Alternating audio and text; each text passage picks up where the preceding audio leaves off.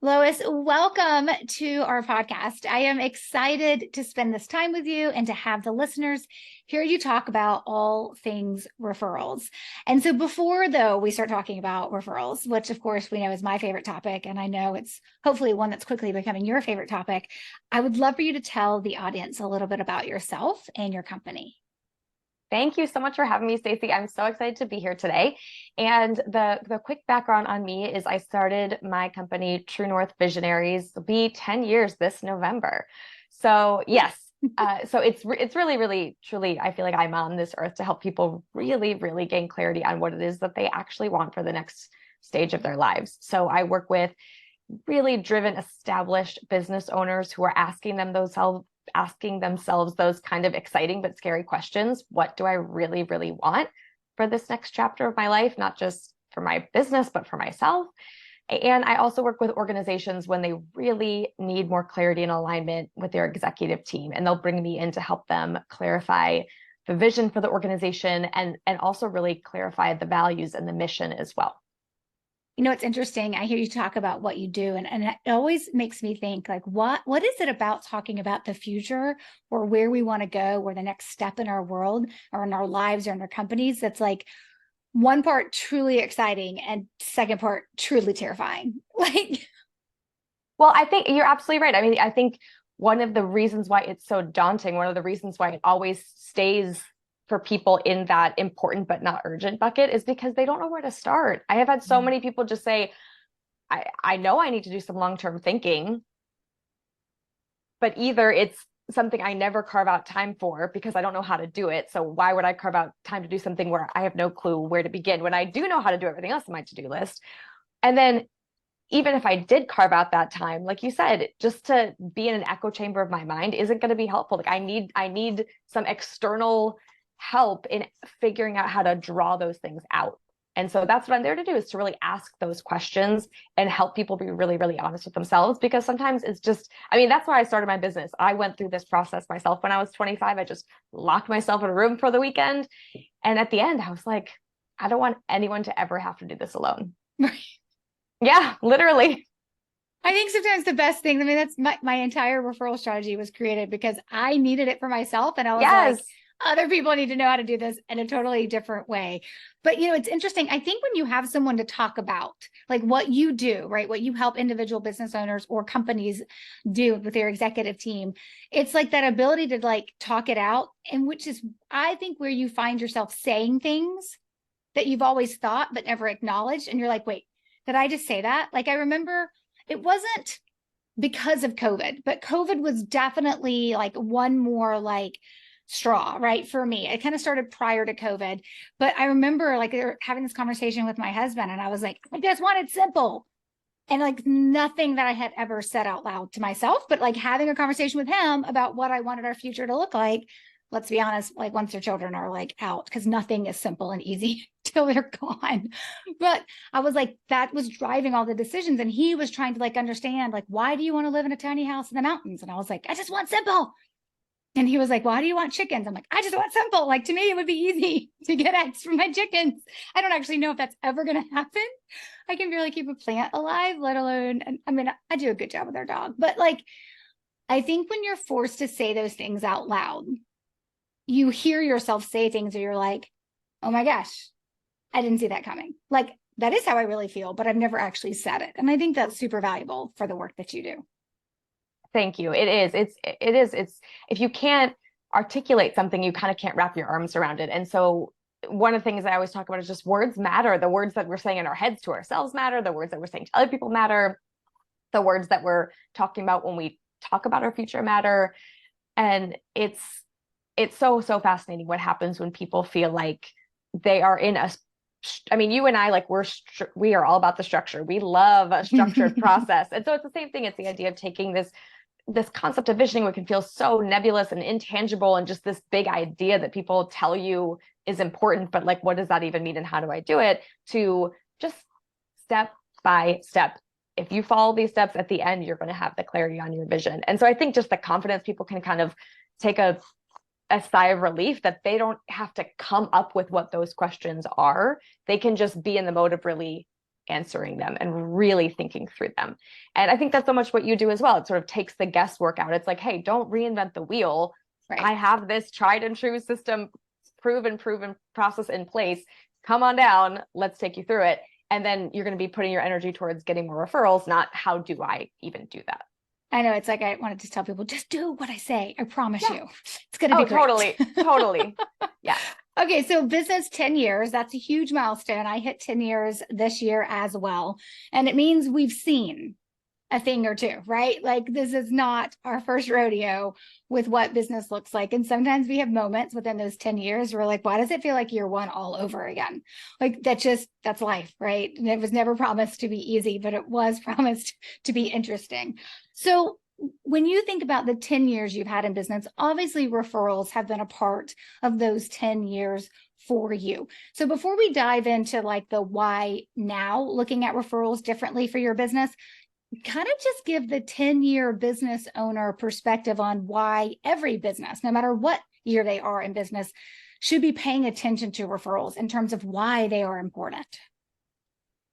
Oh my gosh, you're going to have to, make sure you get me off my soapbox, because this is near and dear to my heart. But there are just so many reasons why referrals are critical. But one of the main reasons is that I think it is so easy to get caught up, and I say this from deep experience, getting caught up in the shiny object syndrome of all these different methods out there for generating cold leads and cold traffic. And it can feel sexy and exciting. And you see, all these case studies of people. And like, if I see one more YouTube video with somebody showing me their Stripe balance, I don't know what I'm going to do. Like, I hit a $5 billion month, and that's, wow, I'm so impressed. That's amazing. But it gets to be this, I think it can get to be this feeling for business owners where it feels like, oh, maybe is that the only way? Or is that the only way to quote unquote life-changing money, or a change in my business that's really going to allow me to scale or have more passive income, or kind of all these holy grails that I think are kind of put out there and feel like this magical, mystical land that I can only get with a huge number of leads. And it can sometimes feel like the message is, well, you can only get that volume of leads if you're doing all these cold traffic methods. And I think it's so easy to get caught up in that and chase. And when you come back to it at the end of the day, it's still a numbers game. It's still, okay, well then how do we build that? And how do we fund that? And how do we, all of those different pieces. But then we can talk about the number of leads we got, but then how many of those ice cold leads are going to turn into clients, right? I mean, that's, I think, a lot of the story that you don't hear. And so my whole business, I mean, it all started from referrals. For me, it was sort of, I've heard some really great advice, which is, I think once you kind of have been in business for several years, it's actually about unlearning a lot of things. Because at the beginning of my business, I never even thought about, I did not care. I was so not focused on any of that. I put my website up in like half an hour. I was like, people aren't going to find me on the internet. People are going to find me because I know them. And it was just so natural to me. It was just connections and relationships and doing the best possible work that you can do, because that's what you're here on this earth to do, is help people with this unique talent or skill or ability that you have. And for then to that naturally turn into more opportunity. And it's just, instead of being transactional, it's relational. Instead of just being this numbers game, it's this amazing opportunity to connect and to keep generating these concentric circles of people who maybe you have great connections, and whether or not they become clients now or later, you continue to build out your own network. And that is, as a human, that's critical. I mean, that becomes a huge part of your community. So in my own experience, I have felt such a difference just like internally within my body when I am doing work that is focused on how do I really nurture my referral relationships. That feels so aligned and so what I'm all about. And so, oh, that means I get to have another great conversation with this person I care about, versus, oh my gosh, let me try to go out and get into this frenzied mode of what do I have to do to get more clicks or more this or more that. So I know that you joined BRB, the coaching program, about a month ago. So in some ways, this feels like a very unfair interview to do with you, because you're like, I'm like 30 days in, but that's exactly why I wanted to talk to you, because I think that new notion of like, hey, I'm taking this all in. You've had your onboarding call with me. You're diving into your first strategy or two. You've participated in some of the weekly question and answer sessions. You're kind of getting that engine going, right? You're trying to work on what you're putting into place. And what I'd love to know, like, before we talk about all the things you're learning, what prompted you at the almost the 10-year mark in business to be like, hey, hold up, wait, I want to learn something when it comes to referrals differently. You found me and you're like, okay, this is who this is who I want to learn from. And this is how I want to do it in the coaching program. What really prompted you to make that decision to join? So funny enough, it was my vision. I just wrote my vision, my next, so this is my third 5-year vision. It's for May 24th, 2028. So right it now, like it's already happened. And so part of going through my own process, my own 8-step process, I took my students through the exact same process that I take my clients through. And so much of it was really, really being honest with myself about not prescribing exactly how I was going to do X, Y, or Z, because the vision isn't about the how. You work backwards and you figure out the how, but the vision itself is just, where am I going? When am I going to get there? What's it going to look like when I arrive? And I knew that I had this feeling of, anytime where I was focused on that cold traffic stuff, I literally felt this internal tension of, I'm over here spending, again, so much time, energy, effort, and resources to try to go after this thing. And then literally in front of me is my laptop that is full of all of these emails and calendar invites that have I have all these incredible visionaries and all these incredible people that I've worked with over the years and who have sent me referrals, and they're not getting any of that time. Not any, of course they were getting some, but they weren't getting the same degree of time, energy, and effort and resources. So it felt like I'm over here like fishing when I have all these, like, this great bounty right here. What is going on? And so part of my vision was to really feel like that effort that I put in, the resources were commensurate with the fact that my business has always been built on referrals, and I find that I connect with the clients who get the most out of it when they come from referrals. It's that virtuous cycle. In the past, I have worked with many other coaches.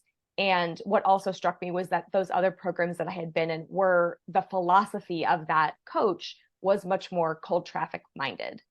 So when you're a hammer, everything looks like a nail. And so when you come to them with issues and questions and opportunities and challenges, if that's the lens they have on everything, then it's going to be like, oh, let's solve that with going after more cold traffic. Let's solve that with this. Let's solve it with that.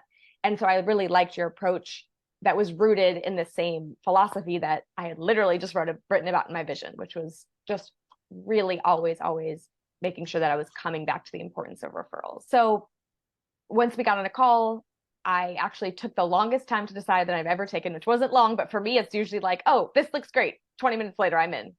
And part of my vision as well was being more discerning and really thinking about it. But you'll appreciate this. My husband and I were talking about it, and he's like, tell me 4 things you've learned from Stacey already before you even have joined her program. Oh, what a good question. I know. I was like, babe, do you want to be a coach? You should get into this business. So, and I talked about 4 specific things from your book and from your podcast that I learned. And he's like, well, that's pretty impressive. It's okay. So there's so much that I want to unpack, because I think that your journey is important, because I think people feel like there has to be some like rush to make the decision. Like, oh, I found this thing, like you said before, you just be like, okay, let's do it. Right. And you were like trying to be more intentional. And I feel like there's like this whole shift happening out there with business owners in general, where we're all doing that. We're all like, wait, before I just like throw some money at it, let me just pause for a minute and make sure this is what I want it to be. And so I love that your husband was like, tell me, what have you learned, right? Like, what are the couple things that you've learned? And I love that you also decided to discern, does her philosophy, right? Like who she is and what she believes and what she teaches, does it align with me? Because not only is it referrals extremely different from anything cold, right? Or any type of those funnel building traffic kind of things that you do. I'm also on the other end of the spectrum for the people who teach referrals. So it's like a lot of people will come and they'll be like, I want referrals, but it doesn't align with me to have to ask people. I'm like, good. because you shouldn't be. It's bad. Don't do that. And they're like, oh, so we can see it differently. And I think there's that, I think the pendulum is swinging back for business owners, like really getting back to connected to like, what do I believe? What do I want? How do I want to treat people? What do I want this business to look like? And like just taking a pause. And I think the pendulum swings. Like, I mean, that's what it does, right? It's always swinging back and forth. And we're just kind of on that swing back of that discernment approach. And if anyone listening is like, does Stacey ever bring in clients that aren't actually referred to her? The answer is yes. Here is Lois. She found me through a book search, an Amazon search, looking for books on referrals, and landed on mine. So, I mean, it doesn't happen as often. We have one person in the our BRB coaching program that came through a Facebook ad, and I haven't run Facebook ads since like 2017. He's like the one person who's like still with me. He's an amazing client. He was like, I'm the one from a Facebook ad. And he's like, they do work. I'm like, for one client. Right. That I know of, one client. And then like we have somebody else in BRB who was like, no, I connected with Stacey over LinkedIn, and then went through the process in his journey of deciding that he wanted to be a part of the coaching program too. So yes, lots of people are referred, but that's not how everybody gets there. And I think that's important. And I think that you recognizing you'd set a vision for this, and then you did your own process of figuring out, okay, this is the what I want. Now, how am I going to make it happen? And you gave yourself space to make that decision. I can't tell you how many business coaches that I have conversations with, and they're like, the only thing you're missing, Stacey, is the scarcity factor. And I'm like, you mean fake scarcity? You mean like it'll go away in 30 days, but yet actually in the next 30 days, it'll be reopened? Like, I can't stand that. I was like, I built BRB specifically because I wanted it to be available when the person was ready. That does mean like sometimes we got to help people like get to the point of like, are you ready? There's definitely more follow-up that happens. Like, is this still a priority? Do you want to make this happen? Because there isn't that scarcity to like, kind of like, why I always felt like I'm goaded into making a decision. Like the clock is ticking, you got to do it. And I never think good decisions are made in that type of environment. And so that's why I don't have people make them when they're joining me. But to that point, somebody's got to be ready. They got to go on that journey. They got to decide, not only do I want referrals, but I want referrals the way that Stacey teaches them, and then make that decision. So I'm glad your husband asked you that question, and he was a part of that decision-making process. Kudos to him. Hopefully I'll get to meet him one day, maybe before you guys move to Spain. I think that is really incredible. You've only been in like 30 days-ish, give or take, from that perspective. And so this may be like unfair questioning from that perspective, but what are those kind of like those early, if you had like one or two like early ahas that you knew what you were getting before you came in, and then you got in and you're like, oh, wow, this is something different or new or whatever. It's just like an aha moment. It can be tiny, it can be big, but have you experienced any of those in your first little bit of being in this program? Coming into the program, one of my biggest questions was, okay, well, what if you have somebody who refers you many times? I know you don't just send the same card. How can you switch it? Now, again, I could just sit there and, like think through it and I'm sure come up with some ideas, but rather than spend my time on that, I'd rather have an expert be like, here's 7 things you can say. Awesome. Now I can spend my time and energy on my own clients and my referral partners. So that the language piece has been super helpful. Another piece that has been big for me is thinking about the client experience. I grew up in the hospitality world and came from an organization that was all about customer experience. And that was such a formative part of what I learned. And I, put my all into the work with my clients. And so I was thinking a lot about that experience of what they're getting from the process itself, but not as much zooming out to what does that whole experience look like? And because I'm not trying to scale to 800,000 clients, I felt like I almost was in a space of I didn't have to have any, not no consistency, but I was like, well, it doesn't have to be exactly the same for everybody because I don't have 5 billion clients. I can manage it. It can be custom for this person and a little unique here. And I think what I'm learning is when is the time to have it be unique to that specific person? And when is it like, actually, here's where we wanted to make it more consistent for everybody across the board so that the unique touches are even more special, but you're creating something that's sustainable instead of, oh, wow, you pulled it off once and now it's never happening again. It's never going to happen. Yeah. And I think that repeatable piece to the client experience is always going to come first before we move into the uniqueness of it. And I'm glad that that was something you like hooked in on, because if not, part of my job and what I want to do for people is to also, I want to save you time.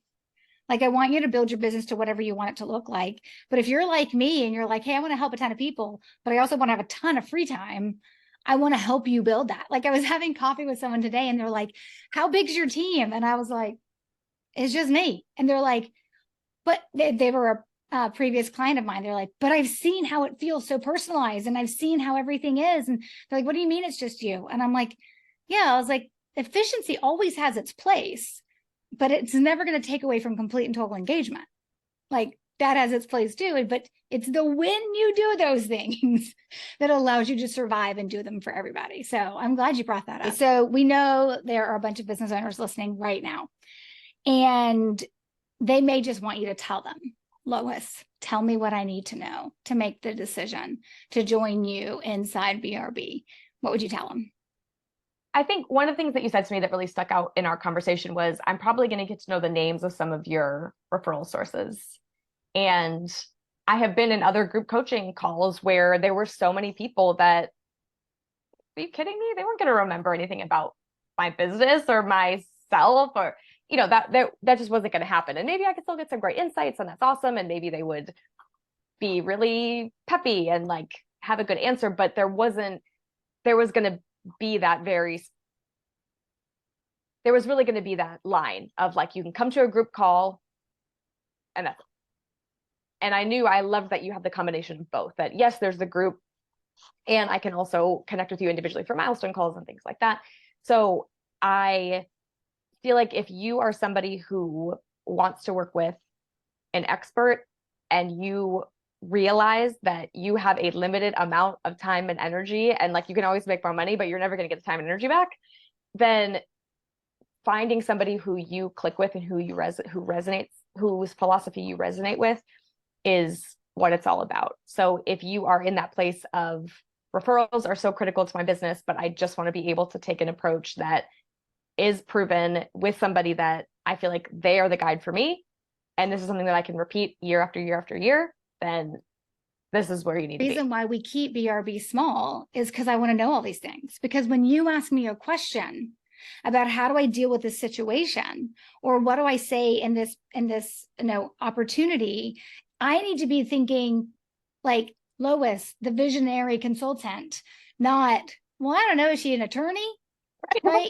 Is she a CPA? Let me just give you some generic advice. Like, I want to be really clear on that, because, one of the things we talk about, and it's part of the philosophy is that, yes, whatever we do has to work, but it also has to be authentic to us, which means for me to help you be authentic, right? I've got to know things about you. So no one's ever going to be in BRB and there's going to be like 100 of people in there, right? I mean, you probably won't ever be in BRB and you'll feel like there's 50 people in there. Like, we keep it small on purpose, like not tiny, but we keep it small on purpose because I know everybody as much as they will let me know them.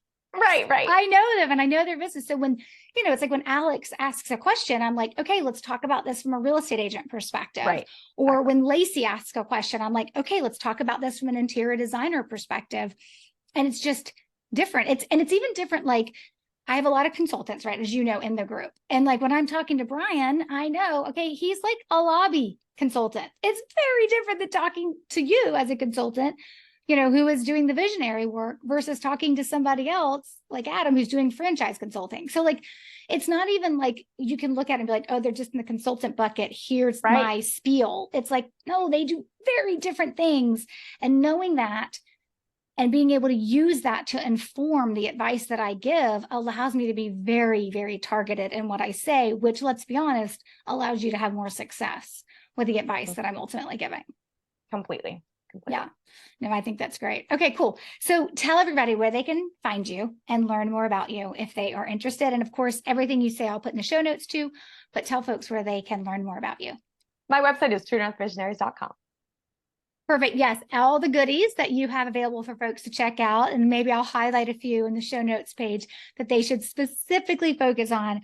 We'll put it there at your website, truenorthvisionary.com. Well, Lois, thank you so much for spending time with me today. I really appreciate it. These are some of my favorite conversations to have, just to talk to people about. Sometimes I hear things and I'm like, oh, I didn't know you thought that. I didn't know that mattered to you. And like, they're really powerful for me as well. So thank you for your time today. Thanks so much for having me.